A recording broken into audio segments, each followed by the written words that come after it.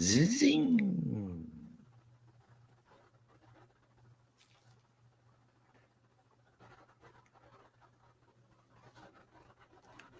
What is going on, everyone? Welcome right here into the Voice of College Football Oregon post-game live show following the Fiesta Bowl with, as Spaz like to says, Liberty Bibberty.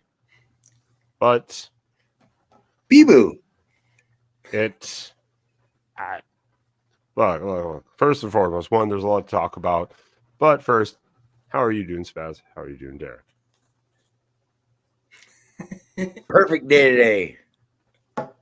Yeah, man, I will never complain about a day where we walk away with a New Year's Six dub. I don't care if we're playing Liberty. I don't care if we're playing Tarleton State. A dub's a dub. I'm taking the trophy. I'm happy. It's a good day. Did you just say Tarleton State? You got it. That literally might be the first time we ever said that since the Texas Tech game. I think Tarleton State was who they played after us. Yeah, you know a little bit about Tarleton. No, I had to Google where the hell Tarleton State even was. What's the answer? What city is it in? It's somewhere in Texas. I think it's outside Dallas. Oh, valid. If I remember correctly. Now, I don't know about that, Mark. You probably thought it was different. Maybe another another bowl game you thought was more predictable than this one. That didn't work out. Yeah, shots fired at Mark. It's usually at least we won our bowl game. Don't worry, we're not going to sit on here and rant. We did that in the backstage, so you don't have to worry. How many bowl games have you won in the last 5 years? Oh, jeez, Spaz, don't get us pulled off the air. Spaz, don't get us pulled off there. It's a sensitive topic still. So yeah, I mean, there's a lot to go into, but yep, here's the Fiesta Bowl. And it didn't start off amazing, but I think it started off exactly how we expected. Slow. Mm-hmm. Kind of a slow start, a little bit. Liberty doing a lot of different things as expected. Jamie Chadwell, scheming and game planning as he does, and caught us off guard a few times. But after that, yeah, well, I mean, that first drive, though, Spaz was throwing a temper tantrum the first drive of the game. Yes, I was. One Liberty touchdown, and I looked down, and we got like 6 texts, and Spaz is tweaking the fuck out on air. yeah. If anyone who wants to know in our group text during the games, Spaz is the biggest drama queen there is. Anything that goes wrong immediately, he's just freaking out. And we have to tell him to stop, calm down, and relax. Spaz, I think in the future we need to shut your texting off for like the first 6 minutes of the game at least. At a very minimum. Maybe the whole first quarter. You're 100% spot on because Spaz will be in there right away. He's like, oh man, our defense looks like trash. We don't want to be here. Liberty's coming out firing. And then you look at the final score and you're like, well, that ain't how you thought it was going to go. But yeah, they settled in nicely after that first drive. Yeah, I mean, and arguably, of course, we the question was, will Oregon come into this game ready to go, fired up, ready to play this? Do they want to be there, et cetera, et cetera? And the first drive, you might have said, it's questionable at this point, maybe. But they adjusted immediately, kind of like warmed up. Kind of like that slow start, like we expected. Same with the offense a little bit. It happens. Well, like RG3 said, most of these guys hadn't played football for, close to a month, competitive football after, playing week after week after week.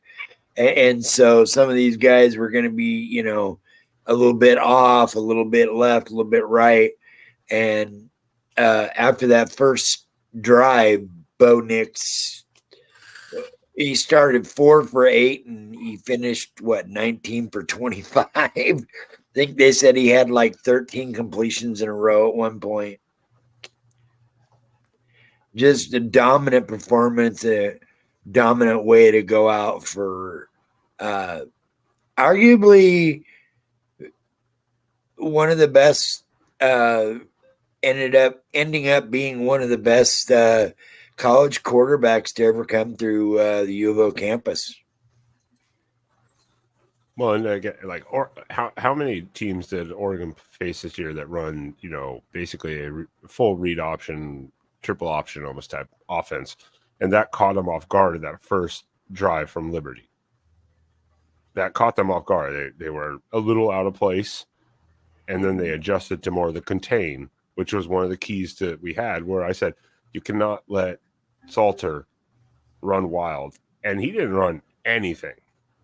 I think that man had probably negative yardage. Maybe like 5 to 10 total yards running, maybe. And that was the key to the game, was stop him from running, because then you make him make decisions.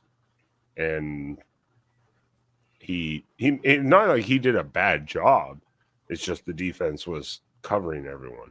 No, yeah, 10 rushes. 25 is 10 for 25. 10 rushes for 25 yards, yeah.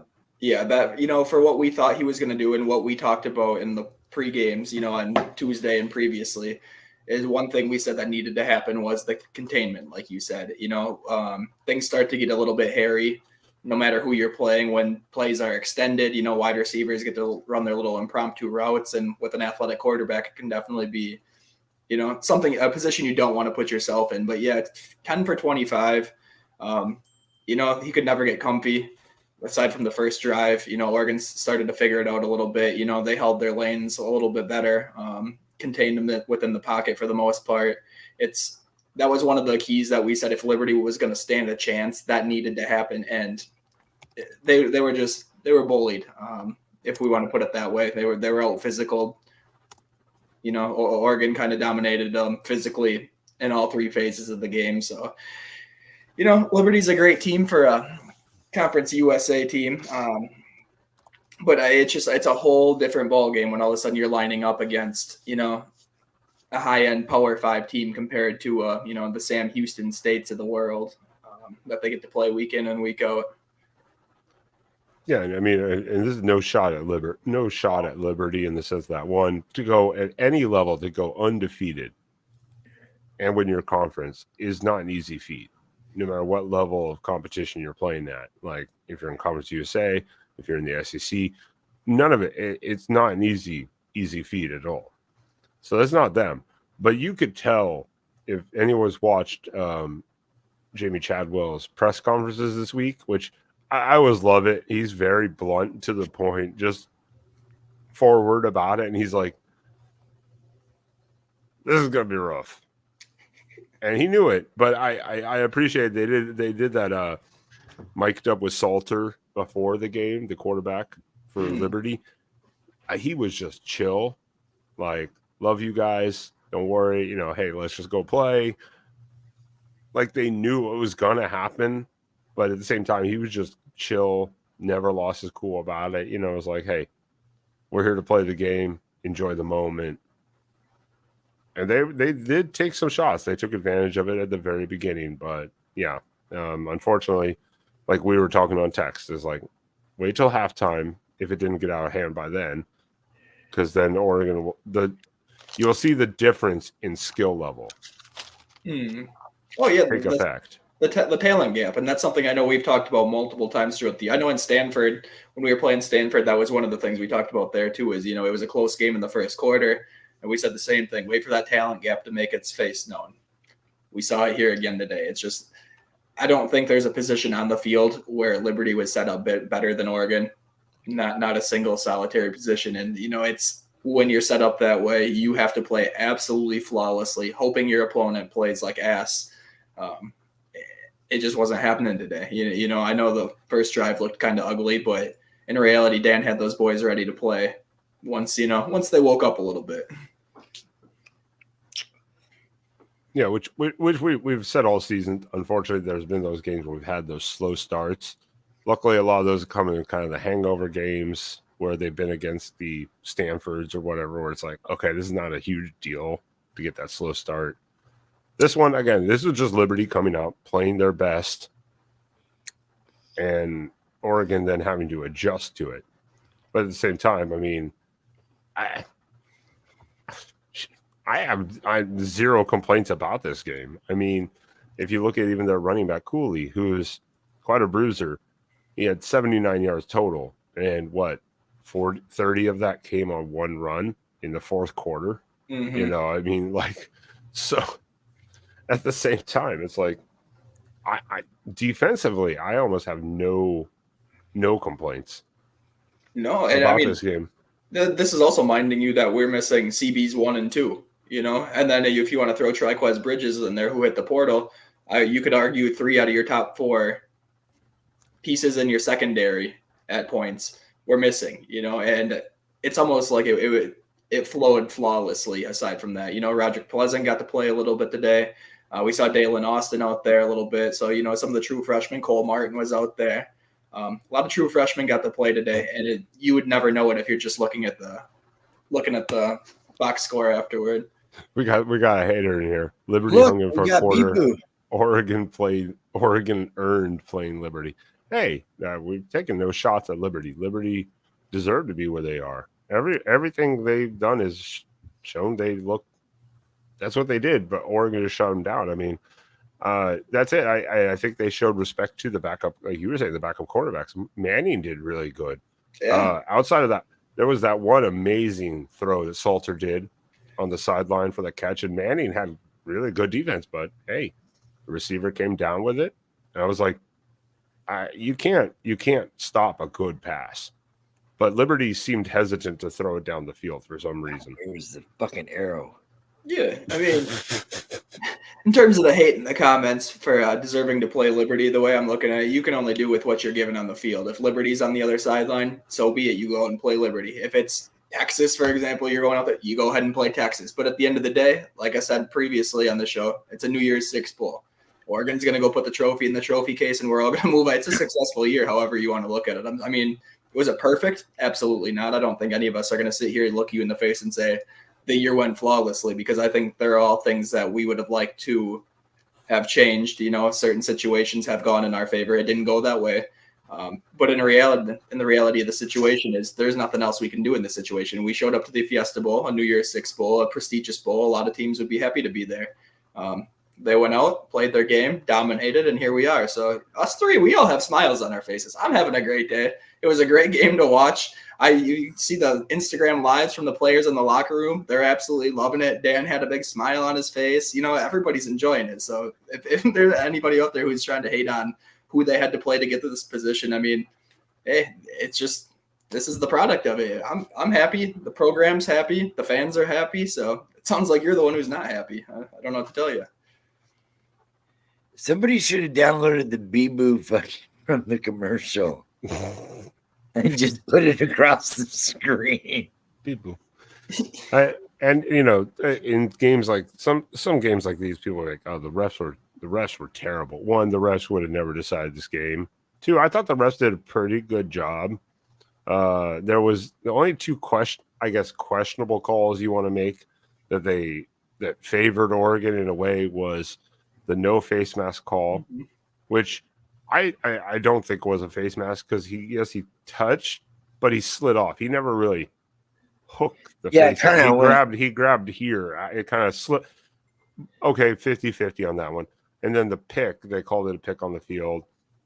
And I said in the text, I'm like, that's close. That's I mean, if they didn't call a pick, I wouldn't have been upset, because I've been like, yeah, that's a tough one to call.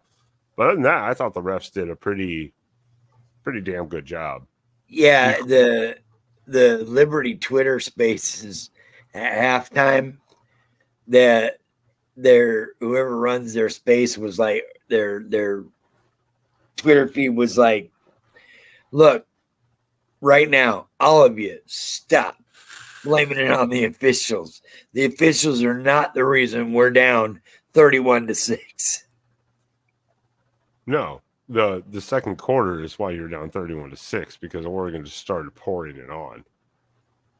The 95-yard drive there, where they just started taking deep shots for Oregon, Oregon did. And I was like, there we go. Now we're trying to pad those stats. There we go. I mean, yeah, they could have pulled him out, but they put him back in there and just the what was RG3 calling them fluff balls or whatever. Oh yeah. We were talking about it in the chat. I don't remember. It was something quack. Yeah. Quack, But he was or something like that. Yeah. No, he was calling these little dump off passes. He was like, "Yeah, well, they're trying to get Bo that completion record because he had fallen behind." Yeah, he missed Ferguson didn't catch the one, and they were like, "Yeah, Ferguson didn't catch the one. It was a little behind him," and he was like, "Yeah." They were like, for each one, he has to complete 3 more, or whatever, like to take it back or whatever. Yeah, LW. Hey, I'm pulling for Bama. Don't worry, because I want to talk trash to all the Michigan fans. So you calm down, Bama. I low-key think some of these people are just mad that Oregon had a basically let's call it what it was, a free New Year's 6 trophy put in the trophy case today. Again, to no one else's. It's not Oregon, and it's not like Oregon went around. Someone's like, "Hey, who would you want to play? Bama or Ohio State, Missouri, or Liberty?" And Oregon's like, "Liberty." That sounds good. Let's play Liberty. No, I mean that it was selected. That's just how it worked. We all said we would rather have played like an Ohio State or a Missouri or something like that. But that's how it was selected. And you play who's just like we don't. I try not to get on people too much about like their non-cons, depending on how pathetic they are at the beginning of the season because they're posted so far in advance. But you play who you play. I mean, so if Oregon won this game 20-6, people would be like, really? Only beat them 20-6. You just play who's on your schedule and do what you have to do. Yeah, I think if this game was anywhere close to where the Vegas line sat, it's a moral loss in a sense, just because everybody's going to look at you and be like, "Oh, a 2-possession game to Liberty," and that I would understand because Oregon is not a team that's only 2 possessions better. Let's be real. Spaz and I were kind of talking in the backstage before we jumped on here. If they wanted to put up 60, they could have put up 60. That they went from taking these efficiency passes to running inside zones. Obviously bringing a Novosad at the end and a lot of the second stringers and such, and they waved the white flag and kneeled the ball at the end, but they could have punched some in there too. The game could have been a lot worse, and I think that's what you kind of have to hang your hat on if you're an Oregon fan. The fact that you came out here and what's this, a 39-point win, whatever it was.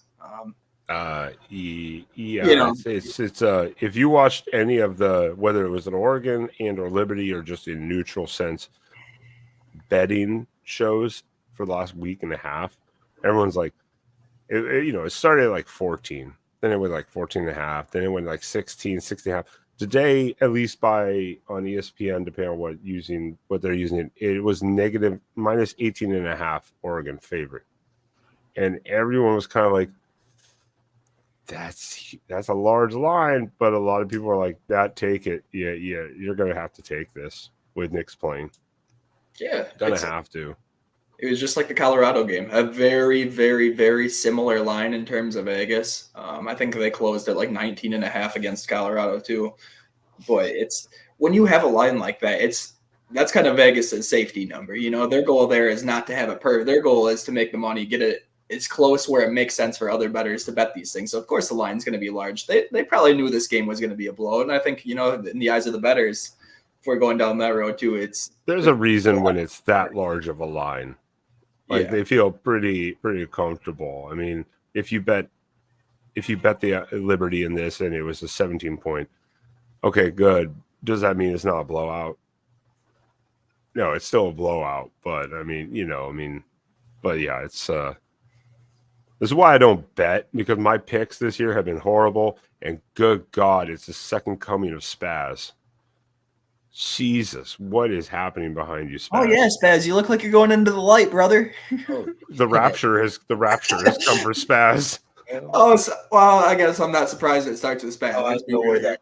It should by Lifeline. It should start with Spaz. I know. I was almost going to cover up this other window because if the sun was out today, it would be like beaming right here in front, and I was going to have to cover that window up. But luckily, it's overcast and foggy, so I'm like, oh yeah, as you can see, I got the Rose Bowl weather. They're about 25 miles away from me, so I got the Rapture's coming for me behind here too. That's because you're in California. Yeah, I can't complain about the sunny SoCal weather.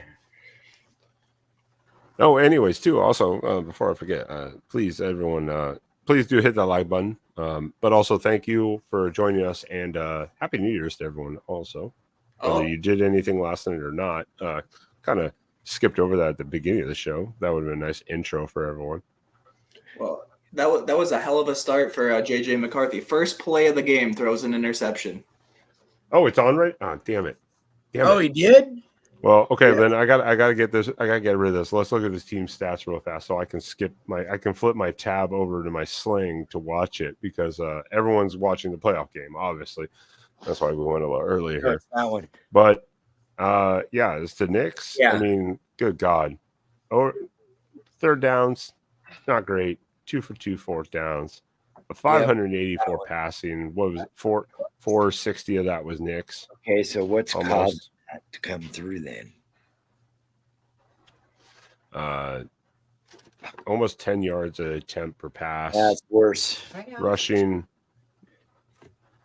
not great. The rushing liberty, but penalties. How about that? Only 2 for 20. That was amazing. That was actually one of them was late.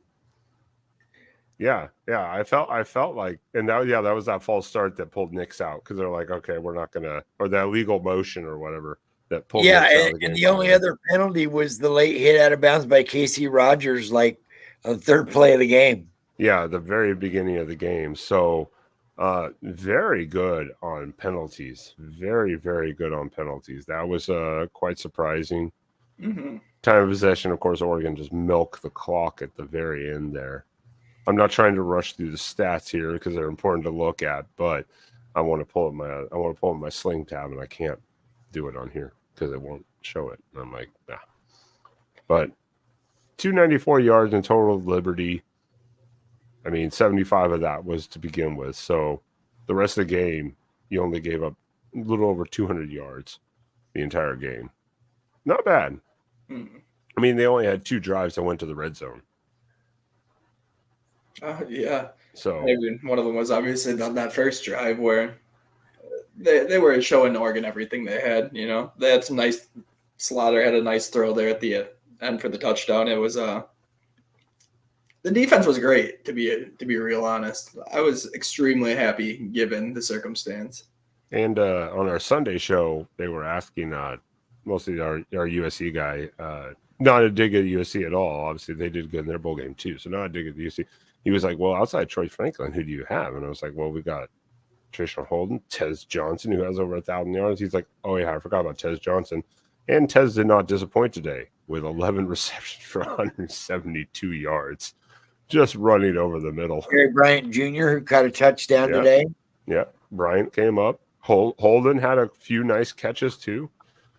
Outside of the first half, where the story of the first half, we said it was the 3 or 4 drops, whether a little off passes or just drops by the receivers. The second half, that did not happen. That was cleaned up pretty well outside the one Ferguson drop, but that was pretty far behind him. So I'm not going to totally blame him for that. No, it was definitely a little concerning in the first quarter. I have a feeling we were all thinking something similar. We're like, what the hell's going on here? It's not that drops aren't something we saw a whole lot of this year from anybody really. Yeah, it seemed very sluggish and slow. And I'm like, oh God, is this team actually here? And I said in the chat, I was like, don't worry, Nix is going to get those guys fired up. Oh yeah, he's going to be on the sideline like screaming at people. I have a very good feeling the sideline meeting got pretty intense there for a second early on in the first quarter. I bet. I mean, Nix wanted to go out with a bang, and he damn well did. I don't think we can argue that. No one can argue that. He went out with a bang on his terms too. Because he probably was like, they were like, hey, you're done. And he was like, nah, I want to go back in. Even for that final drive where he just handed off, And first play, Milroe goes down for a 16-yard sack. I do want to point it out. It's a ticker. It's a long one. But one of those other important facts for the season, besides the fact of Oregon finishing with a 12-2 season, 2 losses combined by a total of 6 points. Just so impressive for any team. I mean, if you lose 2 games by 6 points, that's like, I mean, can't complain about that. But on the ticker below, we'll show it. Bo Nix not only set multiple records, one all-time season passing and touchdown passing records for Oregon. He set the NCAA FBS passing percentage completion record, as well as the only FBS player with 55-plus touchdowns at 2 different schools. I mean, they went out there, and I think from the immediate start, we were like, oh, they're working on that record. Yeah, we're getting Bo all these records. Yeah, you knew it was something they were chasing this game, especially when there were 3 of them that were within sight. The most notable arguably being the completion record in all of the FBS. That's incredibly impressive. But it's really cool. I think Bo deserves it. It really puts it into context when you're looking at these records, and they're compared to Marcus in 2014, who was Heisman Trophy winner, Rose Bowl champion, took us to the national championship. To see that Bo is kind of topping some of these numbers, it's just like it's incredible what he did, really. I mean, it didn't come easy either, because that one incompletion that dropped him out of the completion percent. He had it, and then he dropped again, and they had to do a few shuttle passes, kind of like toss forward, just to get him that percentage back up. That was when it was like, nah, stop. Oh, they punted, and Michigan muffed the punt. Alabama gets it right back. Oh my God. So a near pick 6 and a fumble on a muff. Yeah. Oh boy. You cannot give Nick Saban led team these type of opportunities, man. It's gonna be a good game. This is gonna be a good game. I mean, I don't think this is not gonna be any blowout. Milroe look slow. Well, Spaz, if we know anything, it's we give 0 reactions to the first 5 minutes of the game. we were just talking about it. Yeah, I was about to say, I was like, everyone's just settling in right now. Everyone's like, these teams don't play each other a lot. It's like Oregon Liberty. Never faced them, never faced Jamie Chadwell before. He's going to throw some stuff at you. Oregon took the punches and then moved on from there. How about the great double reverse flea flicker touchdown? I looked away for 5 seconds, literally, and I just saw Tez Johnson receive it, and I was like, "Wait, what just happened?" And then they never replayed it again, like the entire play. They never replayed. I'm like, "What just happened?" So when they did the reverse, and then a flea flicker back to Bo, threw it down. When they did the review, I thought they were going to look to see if his knee was down when he caught the ball. But apparently they were just looking to see if he stayed in bounds. At least that's what they thought. I was like, well, I guess his knee was down maybe. But that's what I thought too, because it looked like he crossed the goal line with ease. I mean, he kind of did that little leap over it. So I can kind of see where you'd be like, where did he go out there? But it's like, I had the very same thought you did. I was like, oh shit, he must have caught it with a knee on the ground or something. Yeah, I could see Tez coming back for one more year, but I mean, damn, at the same time, after having 172 yards in this game, you kind of also proved a lot. So at the same time, but I could definitely see him coming back a year. I think he's a smaller guy. He kind of maybe needs it at another year of the FBS level from Troy. Well, where did you say, Derek, they were ranked? You were looking at their draft stack statuses as of right now? As of last night, he was a mid-6. Mid-6? Yeah. What do they got Fergie at? I didn't look. I was more concerned about Tez. I get the feeling Ferg. I just have a feeling in my gut Ferg's going to come back. I think Tez will end up eventually too. But yeah, Tez is the one I'm really concerned about. Oregon's tight end depth, it's decent. We saw Kenyon Sadiq catch touchdown pass today. So, he's got a bright future for sure. But the wide receiver one next year, that's definitely a question mark in my head. And the fact that he could come back, I think he will come back. And then what we saw on the field today definitely shows he is more than capable of being the wide receiver one. He wasn't just a great compliment to Troy Franklin. He's a great wide receiver in his own right.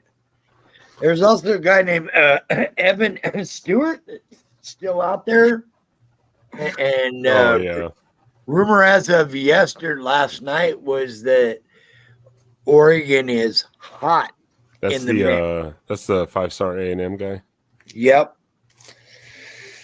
Yeah. I mean, we didn't get to see a lot of him and Tez to come back. Oh shit. Well, with Dickey too, we didn't get to see a lot of the freshmen do much because at that point they were just running the ball. We saw Dickey get a couple nice little catches there and work some magic, but you didn't get to see a lot.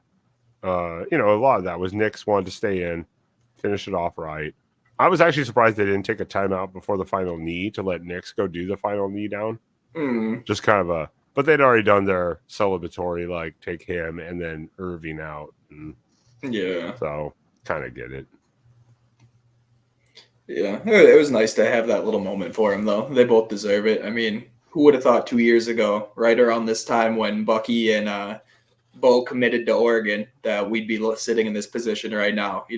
Nobody knew who the hell Bucky Irving was. And then Bo Nix, everybody's like, oh, he's still pick 6 Bo Nix at that point. You know what I mean? So when he's coming in, like that's more than a question mark. But to say that he exceeded expectations doesn't even do it justice. Beyond grateful, Bo chose to become a Duck. Oh God, no! You told us when we first heard Nix was coming. I think all Oregon fans were like, "Bo Nix," kind of like, goddamn West Virginia people. I swear. You be nice to old man Joey. He's older than you. He'll spank you. I think everyone would agree though. When we heard Bo Nix coming, it was like, okay, well, we'll see, because we didn't know what Lanning or what at that point Dillingham especially, and now with Stein, what they could do. Now every choice that Lanning and then Dillingham and now Stein have shown is like, there's no reason to not trust them on decisions, or personnel or playmakers at this point, So I'm like, but yeah, no. 2 years ago, are you good? If you told me, hey, Bo Nix is going to leave with a season record for passing touchdowns, passing yardage, and NCAA completion percentage, I've been like, what's the over/under on that? Right. And I would have gone under, easy after Amari, especially compared to Mariota. I mean, and while we're on the subject, same with Bucky Irving too. Back-to-back 1,000-yard seasons out of a backup running back from Minnesota. You know what I mean? We would have been like, no, that's probably not happening. And here we are, man. And it's like he's another one of those dudes we absolutely love to see get the ball. He's been phenomenal for us for the last 2 years. Absolutely love the way he runs the ball. Is definitely got some heart. Never shies away from Oh, Spaz, you're like 10 seconds ahead of everyone else, so just you calm your ass down. I need to start just muting Spaz permanently. Spaz will have to request permission to speak on there. I just saw first down. That's it. So okay, there's the to the house run. Okay, there it is. That's why I was like, Spaz, this is why we don't do live streams together to watch games, because someone's always so far ahead of someone else. I know, right? It becomes annoying. We try to like sync it, and it's like always off. Mm-hmm. Oh, jeez. I have it on my notes here too. I wanted to look at it. Is Nix is what now? I mean, fuck. What is his record now? It's not record. I'm sorry. His season stats are like 48-3 interception. Is that an FBS record? Also, I don't know. I feel like that would have been brought up potentially. That was something they didn't touch upon because Mariota almost finished with it, and he had 44 and 45 and 2 in the 2014 season. So I was like, has Nick's broken that record now? Too? Well, and maybe that was just something that they forgot, because I was like, I'd be curious. He has to be one of the top 3. I think our statistician's on it right now. Yeah, he would have to be like top 3 or 4 in FBS record history of like touchdown to interception ratio. Easily. Right, yeah, because I mean, I don't know if it is currently better than Mariota's was that year. If it is, though, you have to think if not the record, he's got to be, like you said, at least top 3. So it's 45-3 with passing is what he got. Oh, okay. Oh, yeah, that's true. It's 40. Well, but I mean, Because he was 40 going in. Okay, so 45-3. That might tie Mariota then, because Mariota also threw a pick in the bowl game. So I might actually tie Mariota, but that was still like second, maybe. He was second at the time in 2014. Mariota was. So I'm not, if it is fractionally better, yeah, you got to think he's right there. But regardless, the way he's taking care of the football, like I said, people love to call him Bo Pick 6 or whatever. And check down Bo. Check down. Well, I mean, that narrative wasn't really helped out if you watch the second half today. Oh God, no! The second quarter through the third quarter, it was like, no, they were like letting him to fling that shit. Yeah, like, nah. I mean, don't get me wrong; it's not always the most flashy to watch, but man, you want to talk about doing something that works every time, like just between the downfield blocking they always have. And look at the Chip Kelly and Marcus Mariota, and even some of the early Joy Harrington games. What did you see? 80% of the play calling was wide receiver screens, running back screens out of the backfield, like right there on the line. Do you know what we didn't see today? Today we did not see a lot of screens. We did not see a lot of screens today. I was like, this is a perfect time for a screen call. Nope. Screw that. We're running on 3rd and 8. Yeah. For a first down. Like they didn't even run screens hardly. Maybe there was like a couple technical screens like called, but I mean, like, they did not do the traditional screen calls or wide receiver screens at all, like almost throughout the game. No. Which is more impressive. They went away from that completely for this game. Yeah, I mean, whatever they saw, whatever they were working on this week, it worked though. It's like, that's it's something I didn't even really think about, was just strictly the screens. I can think of like that double reverse flea flicker screen Taz scampered in on, but yeah, other than that, I can't really. Yeah, and that's me trying to do it while I'm having some beverages. Yeah, there's quite a few first halves. Michigan's been outscored 55-9. They just put that stat up. I see it right now. Yeah, it just popped up. So we're almost caught up now. I don't want to take. I know a lot of people obviously we're watching this. It's on my screen over here. I have this screen. My PC's back, so now I can actually multitask around this mother. No F-bombs on Mark's show. What the fuck? And this is true, Cam Hill. So yeah, I think there were some screens. They just weren't like the traditional kind of screens like you've seen from Oregon, the check down stuff. Like there wasn't a lot of the normal just base check downs. And again, if a quarterback, as the NFL will say, hey, guess what? If he doesn't like what he sees downfield, take the check down. Be smart with the ball. Why put the ball in harm's way? And that's why we've seen only 3 picks. And even one of those picks was a bobble pass right on the receiver's chest that got picked up. I mean, that's not on the quarterback. It's on his stat line, unfortunately. That's how the game works.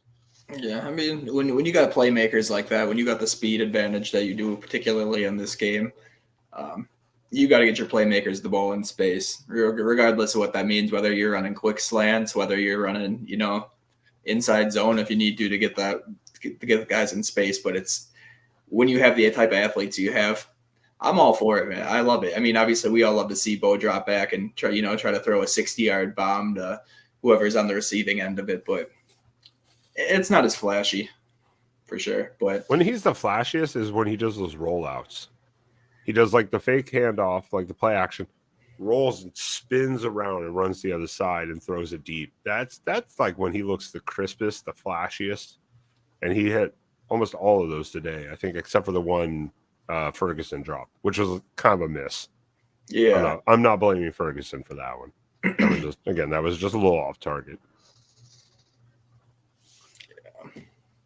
Let me see here.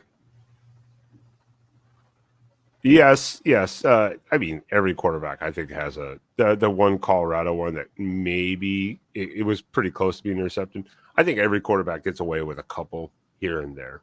I think every quarterback does. There's always going to be those. Eesh, could that have been, or should that have been, or was that that's. I think every quarterback has those. Mm-hmm. Well, that was the one terrible throw. Well, that and the one against Washington, but the one against Washington that he threw, I'll say this again. I didn't know it then, and I still don't buy it now, because I thought it didn't matter whether you were offense, defense, whatever. If you're in the play and you go out of bounds, you cannot be the first person to touch the ball. That's right. We were all like this. Even the announcers were like, "Wait, can you do that?" Because it's such a rare play where the defender goes out of bounds, comes back in, and can touch the ball first too. It doesn't happen that often. So even I was like, "Wait, is that legal?" Because Bo didn't see him because he was out of bounds, and he came back in and picked it off. I'm like, yeah, no shit. Hell, that's a hell of a strategy.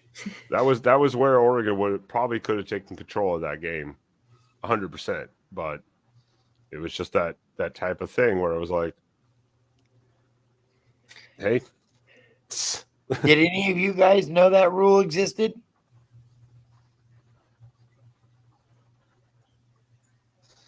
I've never seen it. Myself personally, I know the chat. I don't know what they think, but myself personally, I don't think I've ever seen a defender come back in and intercept the ball like that.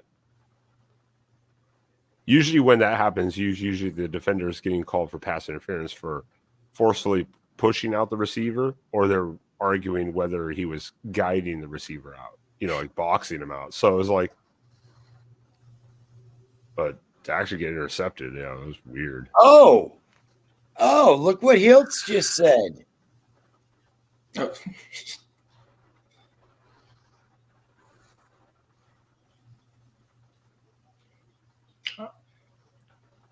That is true. Yeah, his back heel was on the line, so they ended up calling it an incomplete. Yeah, I don't know. That was a weird one. Still to this day, was just a weird little, and I feel like I just never really got talked about.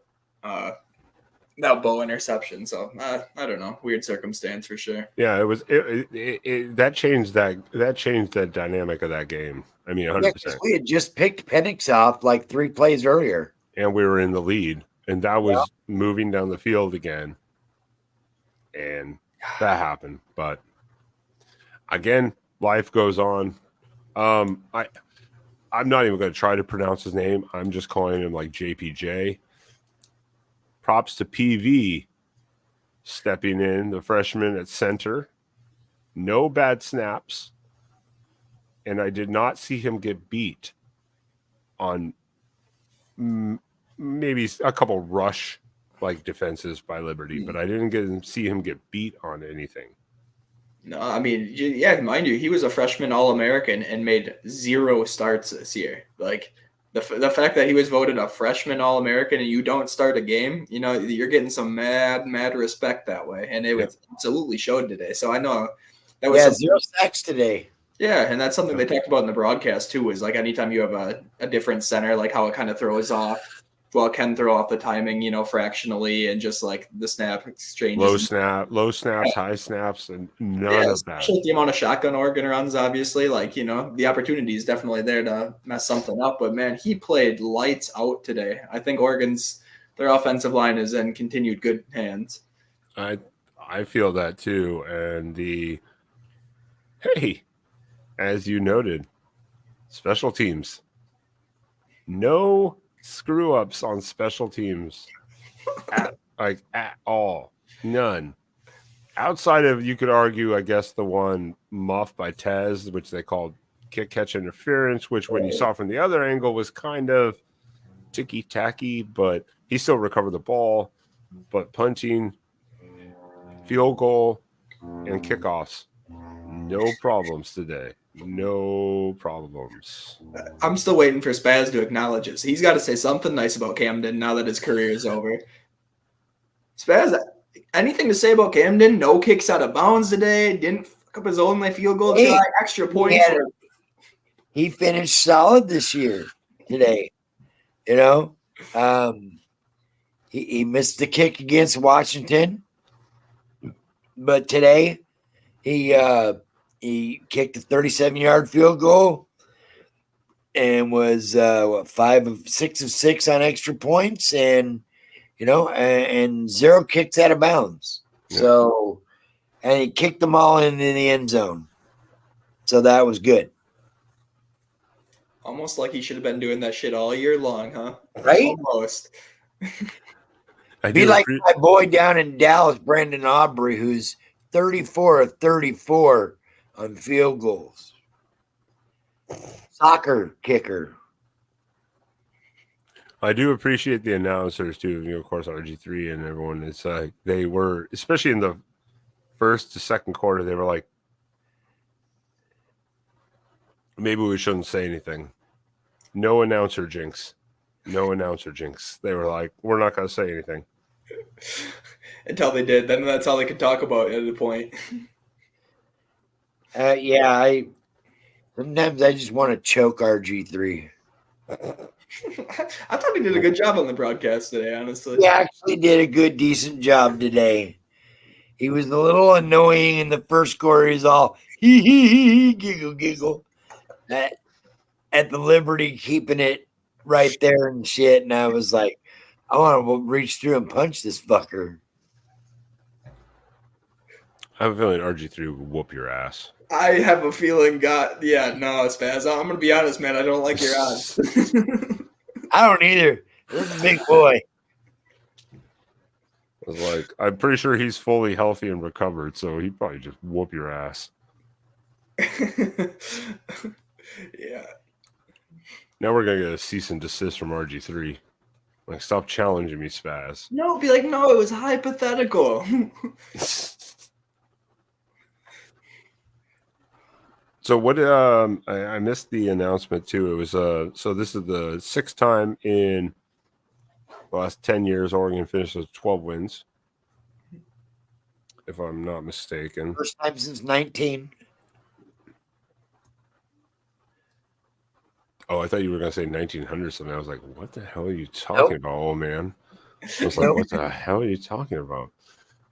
Yeah, since 2019 with the Herbert Rose Bowl win. Look, Cristobal coach at Oregon. Fans. Sure. That shit was hilarious this morning. Those fools were fucking going at each other this morning in the Miami fucking spaces. I mean, seriously going at it. They were calling each other the N-word deep, all kinds of stuff. They're just like, fuck you. We got, what do you got at Florida? Well, we got this. Well, we got Miami, we got line, we got trenches. And it's not against Rutgers, you don't. Yeah, I was like, where? I'm yet to see it. Not against Rutgers, you don't, apparently. It's Spaz. It's just another simple reminder that losing Mario to Miami, which I'm sure we were all mad about at the time, was an absolute godsend blessing to this program.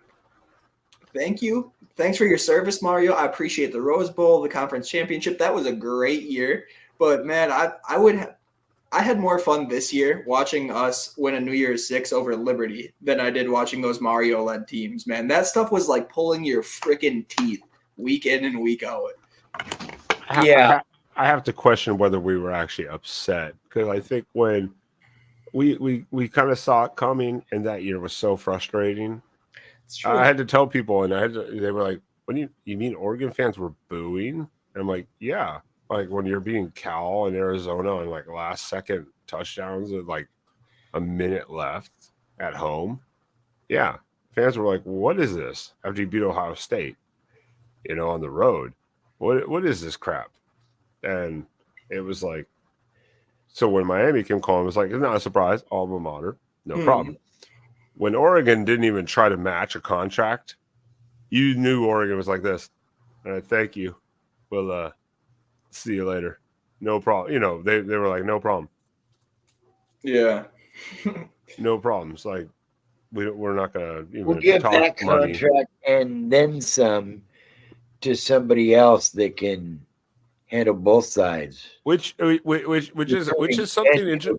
Which is something interesting. We should have almost like a whole Oregon show over. Is how many teams have to be so pissed off they change coaches after, whether it's every 3 years or every 4, 5, 6 years, give the guy time and they change and nothing works. And then a team like Oregon will go out and get someone who never coached before twice and win conference titles, Rose Bowls, New Year's Six games, be in playoff contention. And these other teams are like 6-6, if even bowl eligible, no matter what they do. It has to be absolutely infuriating. Like Oregon just seems to make the right pick at the right time, or take the chance on a guy like Cristobal when we did, and it works. And then just go, all right, it's time to end that and move on. Yeah. Like with Helfrich. Fair. That's hard. Fair. I mean, that's hard to think after Helfrich going to a national title game, having still a 9-win season the next year with another quarterback, having a disastrous year that year following, and they're like, you know what, get the hell out of here. Yeah. Most teams would give that guy another year or two to recover. I think Rob Mullins understands that he has a program that, regardless of what's happening in that particular season, like the year Helfrich got fired, which ended up leading to Willie Taggart, who we all know and loved all so deeply. So does Florida State. Yeah, no shit. Florida Atlantic, I'm sure they're a great big fan of them too. But it's like they understand that they have a program that someone's going to want to come coach at. The facilities, the donor money you have, the supporting cast, the athletic department backing you. They're going to give you every opportunity to be successful there. Doesn't mean everybody could be, but they understand that. When you're cutting ties with Helfrich like that, or letting Cristobal walk, you know that whoever you're bringing in next has a great opportunity to do something great. And that's why I don't think they were ever sweating it. It definitely makes these, like the Dan Lanning hire, who has never been a head coach before, it makes that a little less of a scary move in a sense. So sometimes it booms for us. And I think, despite what people say about losing to Washington and, Oregon State last year and so on and so forth, it's the Dan Lanning experiment is something in my eyes that has been a massive success. I mean, all I can say is at this point, they gave him a contract extension last year. Whether that was because of other job openings or the potential thought of the Big Ten, going now 12 wins with a New Year's Six win. I have a feeling they're 2 losses by 6 points combined. Yeah. I have a feeling they're going to give him another contract extension, or at least a bonus or something. Well, he's going to get the bonus automatically because obviously the win totals. I don't know how his contract is structured exactly, but usually most coaches have like a bowl eligibility bonus. Oh yeah, New Year's 10 win, 12 win, New Year's Six win, conference title wins, like that. they have those bonuses built in. He's gonna cash in with bonuses, but I have a feeling with the Big Ten money, even though we're getting a partial this next year, I have a feeling they're just going to give him another at least a year extension and a little raise, a nice little raise. Yeah, I mean, I'm sure you guys saw his interview. I believe it was last night. Just the Fiesta Bowl interview. Chief shot. I think Michigan tried to kill Alabama's punter. Let's see what happened. I don't know. Someone's down on the field after they punted the ball, and there's no flag. Or did he just go down on his own? Oh, geez, Spaz. That should be a flag. That should be a flag. That's a running into the kicker at least. This man's getting a Charlie horse like no other right now. Yeah, that was did not inside knee. Oh, yeah, that's not. Right on the calf area too. You see that stuff just jiggle. Oh, that should be a. How is that not a flag for running into the kicker? Yeah, I bet Saban's letting him have it right now. I mean, it's not roughing, but running into. How is that not a flag? These must be Pac-12 refs. Oh God. Must be. I don't know yet. There is no way the NCAA would look at it and be like, a premier game? Let's give it to the Pac. Those guys are friggin' dog water bad. Yeah, that should have been a penalty. I have no skin in this, any teeth in this game, so to say, for teams. So I'm like, but that should have been for any other team, that would have been a penalty. Yeah. So, anyways. We have a lot here we've covered, and we do every Tuesday night have the Oregon live show, but tomorrow I think we are going to cancel it / hold off as we've had this live stream today, and there's not a whole lot that's going to change between today and tomorrow. We already know who's going to the NFL. Bucky, Nix, Franklin, obviously. Obviously, a couple of the guys could announce tonight or whatnot, but we could cover that next week. Yeah, like a Bossa, he could be like, you know what? I'm going to take my talents. 6. We have 6 guys that are basically eligible to declare for the draft. They have till January 15th to decide. Yeah. The portal is also open till January 10th. So between now and the 15th, we might see a couple of moves here and there. Look for Evan Stewart to possibly be in there somewhere. If that happens, you might see one of the lower guys like Casper or one of those guys may opt out, pop into a portal. But if not,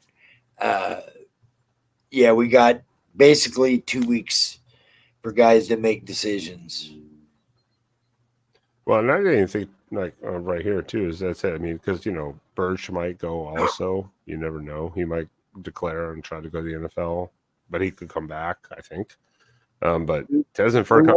I didn't even think Ferguson was playing today. To be honest, personally, I thought he was going to be like, nah, I'm good.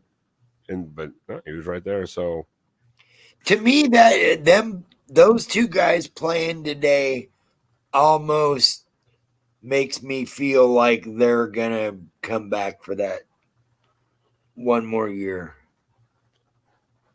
Well, we would take Bossa back, trust me. But I mean, that would be huge. Yeah, Bossa has the potential to go pro. I don't know whether he'd be picked if picked, late. But I mean, if he that is true. I was listening to that too in the locker room. Yeah, if he comes back, that's huge too. Because I mean, that's just another year of experience right there again, and he's been huge this year. He did mention next year this and next year maybe that or whatever.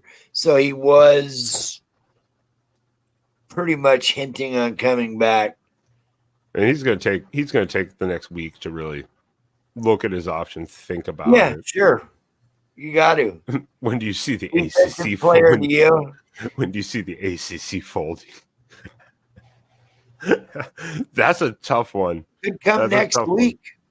No, I don't know. I mean, because even if Florida State bailed, they added 3 more teams. With Cal, Stanford, and SMU. Yeah, but up to 6 teams have rumored to be willing to hop on the Florida State bandwagon out. But if 3 teams added, now you have to have like 9, I think 8 or 9 join in to abolish the grant of rights. Now, you also got ACC kind of like trapped everyone by adding extra teams and giving them board memberships. Not necessarily because of monetary, like SMU said, we're not taking TV revenue, but I believe they have representation on the boards. So they kind of really like locked and screwed everyone into that rights deal. As far as I'm aware, I'm not a legal scholar, especially with grant of rights or TV deals. So Well, no, and right now the fine is the ACC structured it so the fine for trying to leave the conference and disbanding is so heavy right now that, I mean, sure, some institutions could do it, but you got to think how many institutions are really willing to give up, such a chunk of change. I don't have the number off the top of my head. It's $180 million buyout. That's why everybody's freaking out. They're saying that they binded them into a not even viable. That's part of what Florida State's deal. They kind of pressured us into this. Yeah, that's part of the lawsuit is going, how is it worth that much? Right. It doesn't make any sense for what we're making. How is it worth that much to buy out? It doesn't make any sense percentage-wise or something like that. But it's like to break the grant of rights, yeah, you have to have at least 6. But I think because of them adding 3 more teams, now it has to be 8. Oh, yeah, that very well could be. Or something. So that's trapped like Miami, Florida State, and everything in there still. So now they have to pay the buyout if they want to. But that doesn't break the grant of rights. That's just them buying out of the contract. And then it's like, there's no guarantee of where they're going to go. To my knowledge, there's no guarantee. Everyone says ACC, fine, whatever. But is there an offer? Right. And it's like, it doesn't make sense for these other conferences to add members. Like, it's not always necessarily the case where adding more is going to increase your value. I mean, a quality program like FSU, yeah, it's going to bring some stuff to it. But it's like, then you got to look at what TV networks have the rights to what station. So I was reading like one of them where it really doesn't make sense for the SEC to take on a Florida State right now is because that would like throw their numbers off one, but it would be like the TV revenue at the end of the day is still going to the same media company. So it doesn't make sense for like these networks to push for like the SEC to add or like the Big Ten to add the Pac. So like in the Big Ten and the Pac's now, it made sense. Nobody really had the rights to the Pac quite like that. What they did have is closing the Big Ten. So it made a whole lot of sense for the Big Ten to say, yeah, we'll take those 10 million viewers a week, plug them into our numbers here, and like make your revenue in that capacity. But it's like, I don't know where it's going to make sense in terms of the TV. And at a partial rate for Washington and Oregon too. Right. So it made more sense. But that's it. We were in the negotiation. We didn't have a deal. So it was easy to plug and play. Whereas if they were to break off, if they were to break off now, I think you would almost have to they'd almost have to hold on to next year and make it effective, at the end of next year or whatever. Because at this point, you're not going to be able to go to another conference and be able to get games and scheduling and all that on this shorter notice. I mean, this is what everyone talked about with the Pac-12 and the Big 12 or Big 10, the mergers there with the teams is the travel stuff. Yeah, the ACC, Stanford, and Cal, it just seems really weird because they're doing it for the academic money and the prestige and stuff of those universities, but at the same time, like, college football is just gonna feel weird. I mean, like, we're gonna talk about it on maybe next Tuesday or the following Tuesday on the Oregon Show when we actually look at the Big Ten schedule. It's just going to seem weird. Like, oh, cool, we get to go there. We get to play this team. But it's going to be like, wait, we're playing Rutgers? Or what? It's going to just seem weird when you look at those schedules. And I don't know. Yeah, the financials, that's up to the universities. That's way way out of our league. But Yeah, I want to move this along right now and go, hey, I know everyone wants to go and watch the Rose Bowl, as well as obviously Washington, Texas tonight, which I do too. Obviously, I've got the game on this screen. You see them looking up, like watching stuff. So I know everyone else is probably trying to multitask also.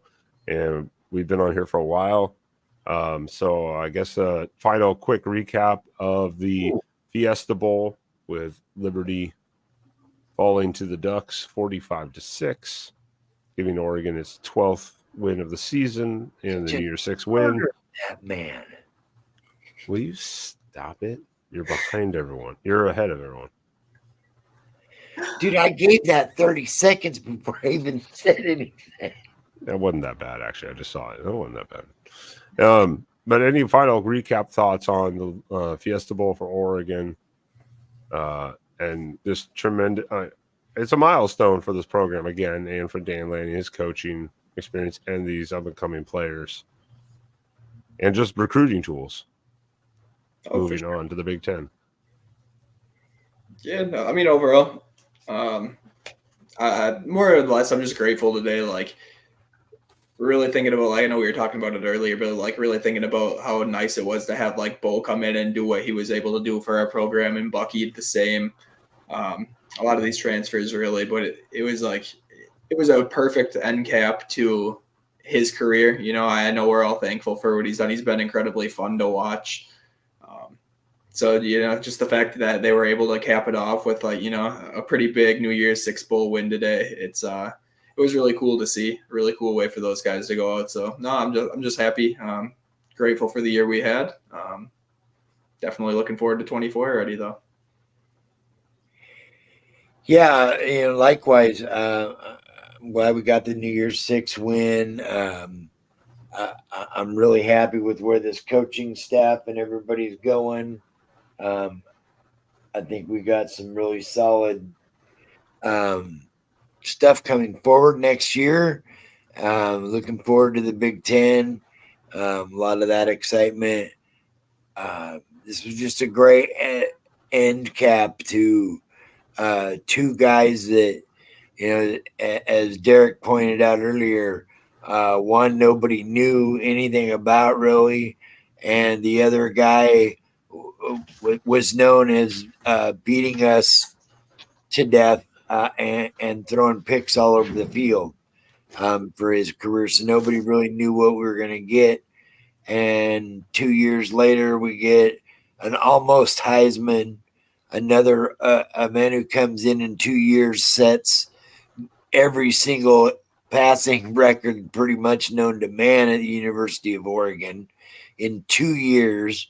And another guy has 1,000-yard receiving or rushing his first year and has another great year this year. And their only losses, 3 of their 4 losses combined were like 10 points or less in their 2 years together. So a hell of a send-off for those guys. Way to represent your school and just represent you as a man by staying and finishing the job and getting a title. You wanted a championship. It wasn't the championship you wanted, but you went out on top, both of you, and that's kudos to Bucky and Bo for what they've done to the University of Oregon the last 2 years. Turn this program around with the coaching staff.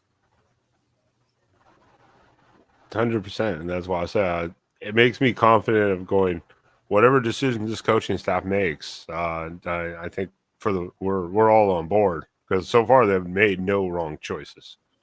I mean, in the sense of personnel, players, OCs.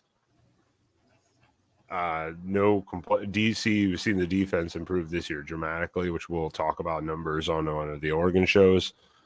It's just been a dramatic change from year 1 to year 2, even. Oh yeah, in terms of on the defensive side this year, way more than I think any of the three of us imagined at the beginning of this year. That was the one thing we all three stressed a lot of, was this defense would have to do a complete 180. I think this defense did a 360 this year. Well, that would mean they did the same thing or got worse. Spaz, stop smoking. Stop it. Yes, but they hit him with a 180 though. You're 100% yeah. I won't say it's a 180. We won't give it a full turnaround, but I mean it's definitely on the right trajectory. In that sort of, it was much better than the last like 5 years we've had. Oh, yeah, and we could compare those. Those are numbers we could look at, because again, we could argue we've had a couple years of really good defenses where the offenses just sucked, but the defenses actually stood up. So yeah, we could argue those. I think overall numbers, and yeah, it's definitely. I mean, regardless, I don't have a lot of huge complaints. Outside of some of the injuries cost us a couple times here and there, dings and stuff, and that happens to every team. So it'll come down to depth, but I like where we're going. Once again, please, everyone, thank you for joining us here on the Oregon Postgame Show here. Please, Spaz, Derek, give a quick cap to everyone of where they can stalk you online if they so choose to.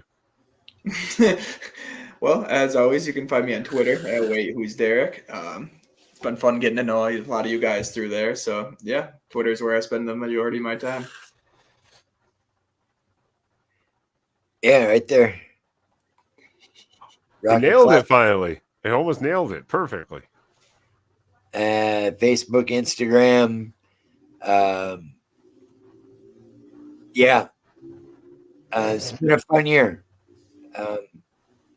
It's been a pleasure doing this show with you guys. I've enjoyed this season, and I think next year will be an even bigger, better year for us too. And I think it'll get us time to recruit ourselves on here, on social media, and hopefully by spring game we can get another 1,000 subscribers and get people tuning into this show next year and make it fun to where maybe I'll meet up in Eugene in October. It's a possibility. We have to talk about that. We have a long off season. That is the crappiest part of today, is the long off season for all college football fans. Yeah. When your team is done, it's yeesh, for some longer than others, but it's still a long off season. At least we start week 0, but at the same time, it's a long off season. Well, we might start week 0. Yeah, we have. That's a whole different discussion with the scheduling for sure, but we'll just go off what we know for 100% for now. But yeah, I'm just Ben of Exploring Ben and Sam right here on YouTube. You can also find me right there on Twitter. I don't post a whole lot, but and all the other socials, it's a link through the YouTube. So please go check us out. It's not sports related, but hey, to each his own. That's mine. Yeah. I can't complain with the season. So please, every Tuesday, well, I would say, I was going to correct myself. No live show tomorrow for the Oregon Weekly Show. We will scrap tomorrow night show. And then please pay attention. Next Monday or Tuesday, we will be doing the weekly live show to recap the season, the Fiesta Bowl, and any upcoming news as it falls out or comes up. So next Tuesday on, I had it in my mind, and then Spaz took forever. The 8th and the 9th. The 8th or the 9th. We will, please hit that notification bell too. Subscribe, hit the notification bell. That way you see the alert for the 8th or the 9th for the Oregon Weekly Live Show, where we will do all the news updates. But yeah, gentlemen, thank you very much for this season and the contributions here, as well as everyone in the chat and all the subscribers and all the commenters. And yeah, the chat's also what makes half the show go, not just our ramblings. So I appreciate you guys being here. Make sure everyone check them out on socials, follow them. That'll help you keep up with the Oregon Show also. And stay tuned for next week on Monday or Tuesday, the 8th or the 9th, for the follow-up live weekly show. And other than that, gentlemen, adieu to the season. And go Ducks.